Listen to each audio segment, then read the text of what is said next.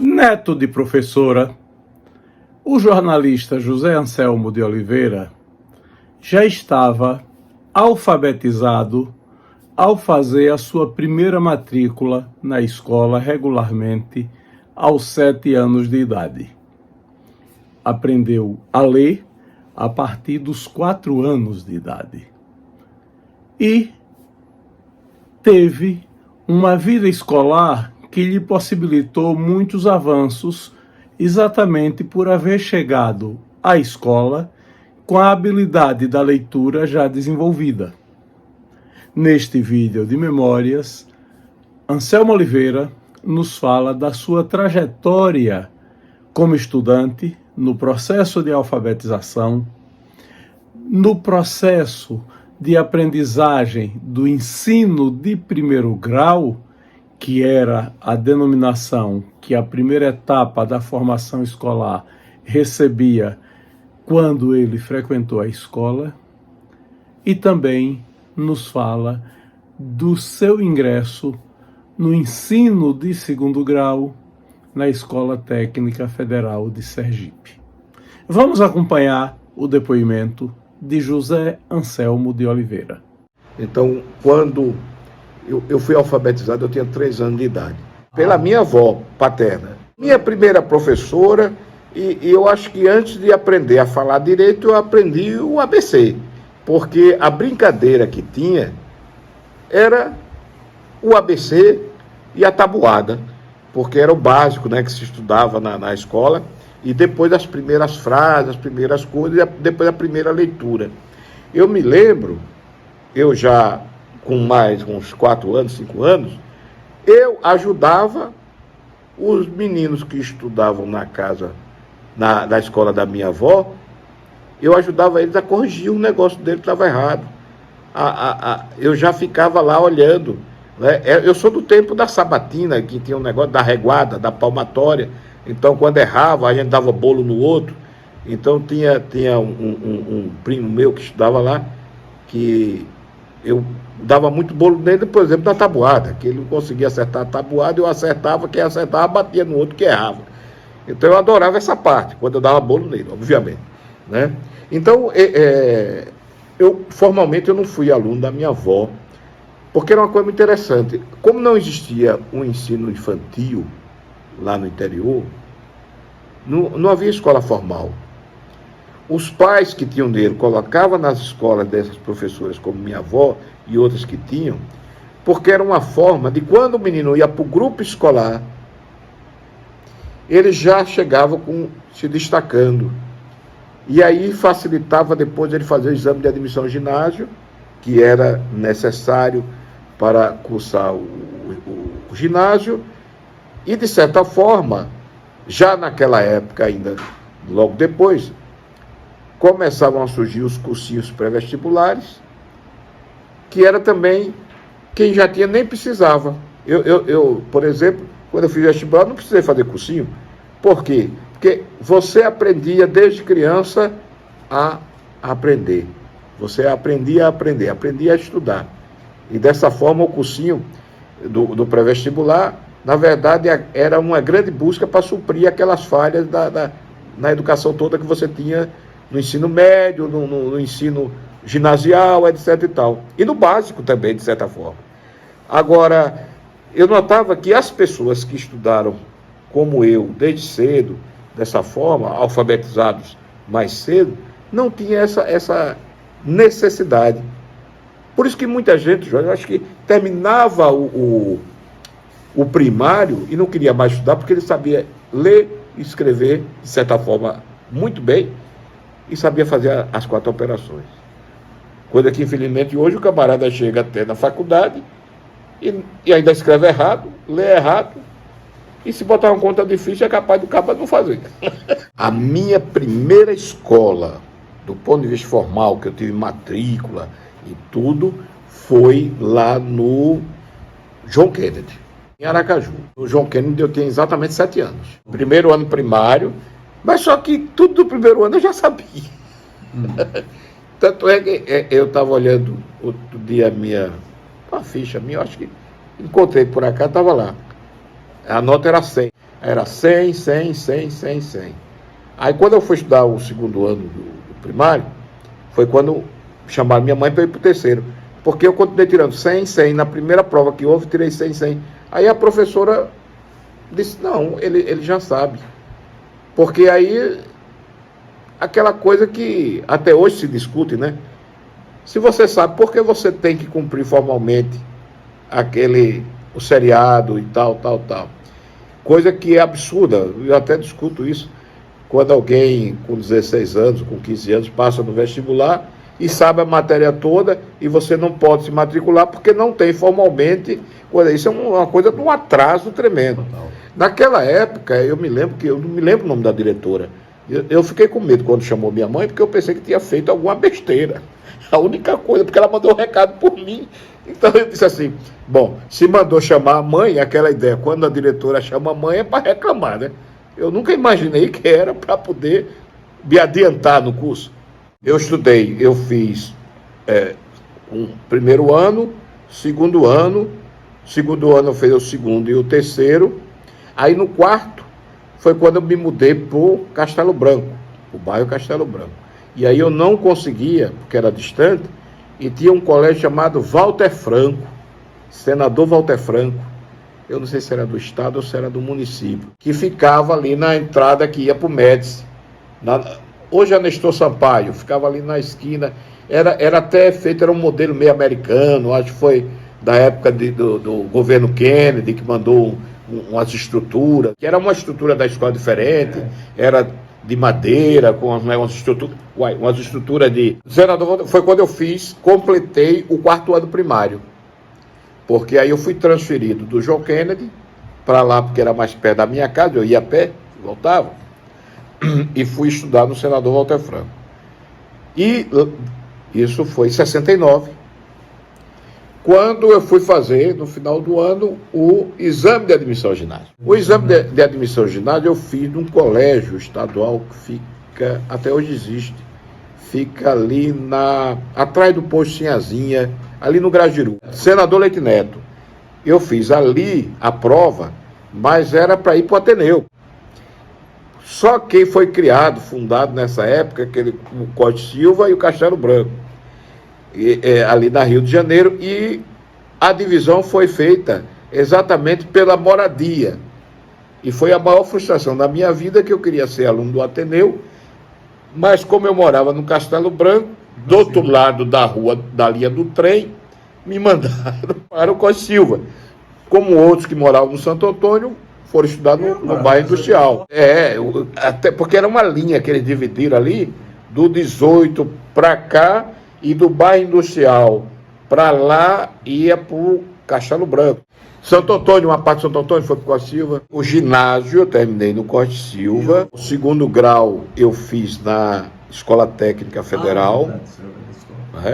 Aí eu já fiz lá, porque aquela ideia de fazer um curso técnico e também o segundo grau ao mesmo tempo, ensino médio ao mesmo tempo. Se você pegar toda a sua vida escolar antes de ingressar na universidade, Anselmo, qual é a sua lembrança mais forte da escola? Olha, a lembrança mais forte foi na escola técnica, porque a escola técnica, naquela época, embora estivesse sob intervenção do governo militar, né, botava sempre um diretor que era escolhido a dedo, foi lá onde eu tive contato com toda a formação extracurricular na minha vida. Foi lá que eu pude desenvolver a literatura, teatro, música, que eu fiz parte do coral da escola, fiz curso de cinema em 1974, foi quando eu comecei, e era um grupo que revolucionou, digamos assim, porque naquela época era um grupo no Ateneu, que era ligado ao cinecubismo naquela época já, e o nosso grupo da escola técnica, que era eu, Diomedes, menino Carlos Nobre, Cruz, era um grupo que fazia tanto literatura, fazia cinema e fazia teatro. Então a gente complementava, embora fosse uma escola extremamente tecnológica, a gente tinha uma formação extracurricular que completava. Eu me lembro que foi o primeiro lugar que eu tive contato com a literatura russa, com o cinema alemão, com o cinema tcheco, coisa difícil de você ver numa escola, em outra escola qualquer. Até numa escola particular você não via isso, porque lá o movimento era grande de cinema, e eu me lembro, devemos isso muito ao Cineclube de Sergipe, a de Jaldino Mota Moreno, a Clóvis Barbosa, que estava envolvido nessa coisa, Ivan Valença, que também era um dos professores, aquele conhecido rapaz, professor de economia e era do Banco do Brasil, poeta também, Alberto Carvalho, que foi meu orientador de cinema, inclusive, até isso tinha uma bolsa de cinema que a gente recebia e tinha que ter um orientador, e Alberto Carvalho foi meu orientador.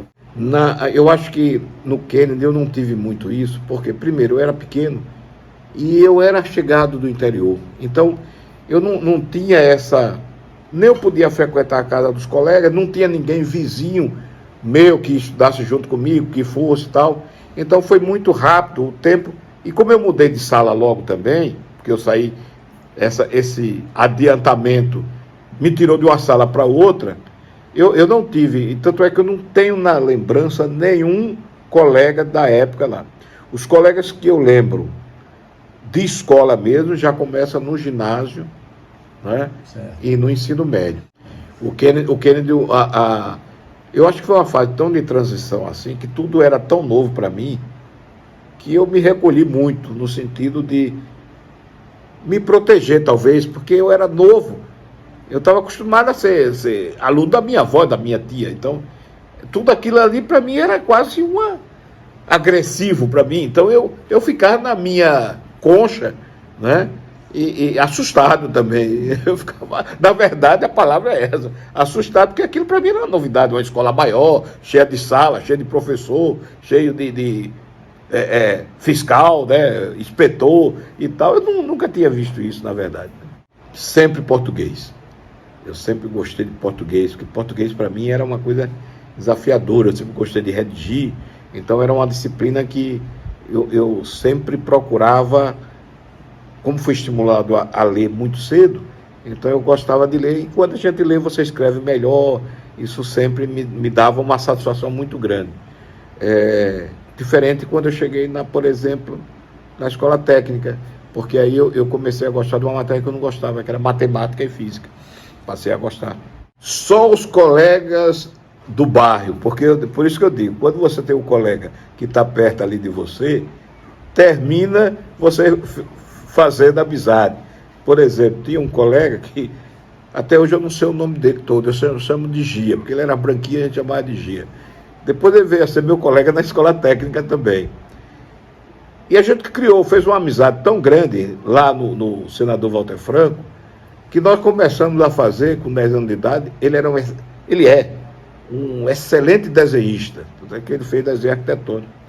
E a gente criou o primeiro jornal lá do Castelo Branco.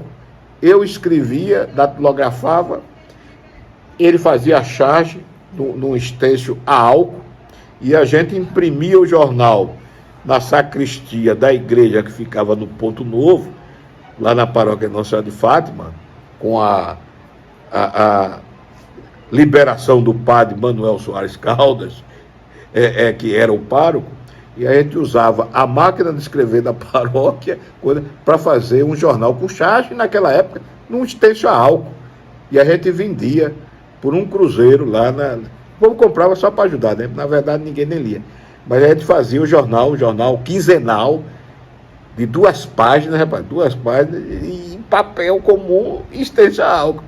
Então o Gia era assim, a grande figura, assim, era o nosso chargista, eu era o redator, e os outros que conviviam com a gente, que moravam lá, que não era dessa parte mais cultural, mas era a turma da bola, era a turma que se encontrava todo final de tarde para poder conversar na caixa d'água, ou na pracinha em frente à casa do meu pai, que não era na praça, na verdade era um negócio de areia. Hoje tem uma praça, mas antigamente era um areal que servia para jogar bola, para contar fofoca, para falar besteira, para tudo.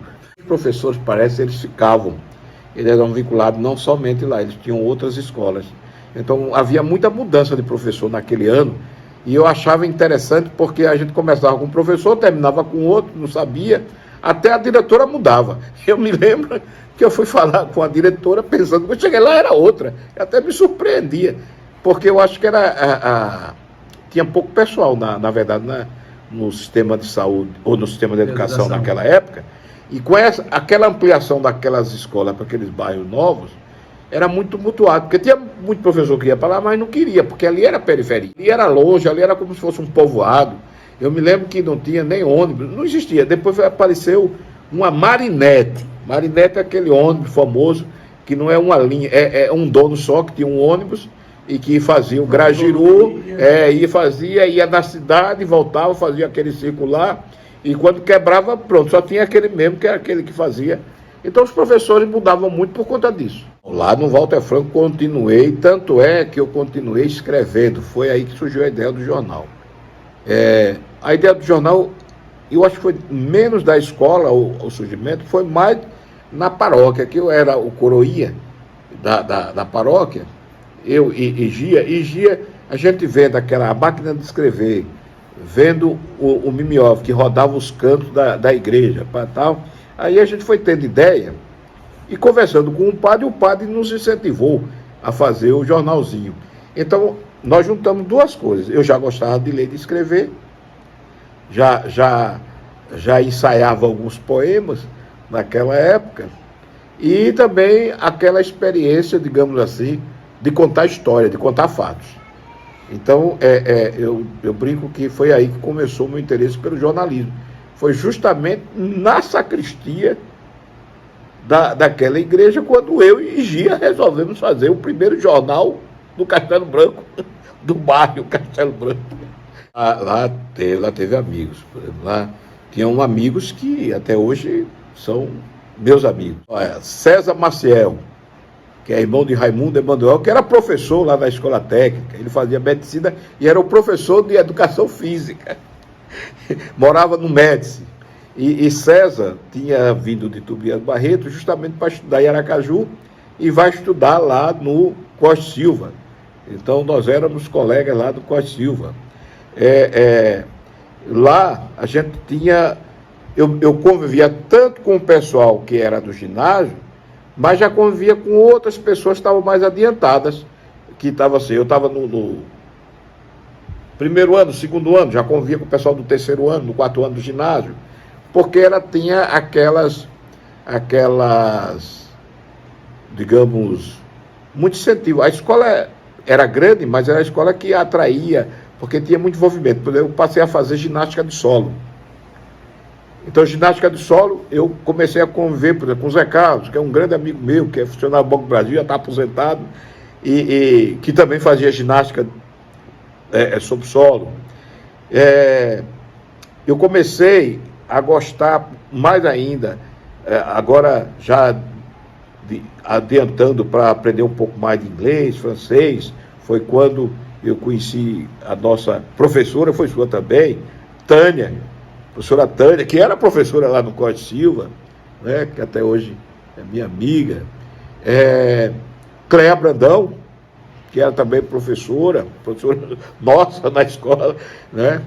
Eu me lembro Dona Lindinalva, que era uma inspetora antiga, uma moradora, gente boa, teve até uma coisa chata que aconteceu na sala de Tânia, quando uma colega nossa, acho que Marili, que era irmã de uma professora da época lá de português, eu acho, começou, ela era bagunceira e tal, aí começou a jogar bolinha de papel em Tânia, lá na coisa, e aí terminou me chamando, aí me chamaram da direção para poder me explicar isso, e quase fui expulso da escola. Foi uma decepção para mim, para meu pai, mas eu consegui convencer o professor, que foi o primeiro diretor, Jacques Salles Santos. Fiquei com raiva com ele, depois fiz as pazes com ele, mas só para não perder a moral, ele me trocou de turno. Eu saí do turno da manhã para o turno da tarde, que foi bom, mas eu continuei. E a minha grande testemunha foi Dona Lindinalva, que era inspetora, sabia que eu não era de fazer essas coisas, sempre fui muito correto, muito respeitador dos professores, não ia fazer o negócio. E logo com Tânia, que era uma professora que eu queria bem, porque eu queria aprender inglês, né? Queria aprender inglês. Né? Mas, tirando isso, foi uma grande escola para mim.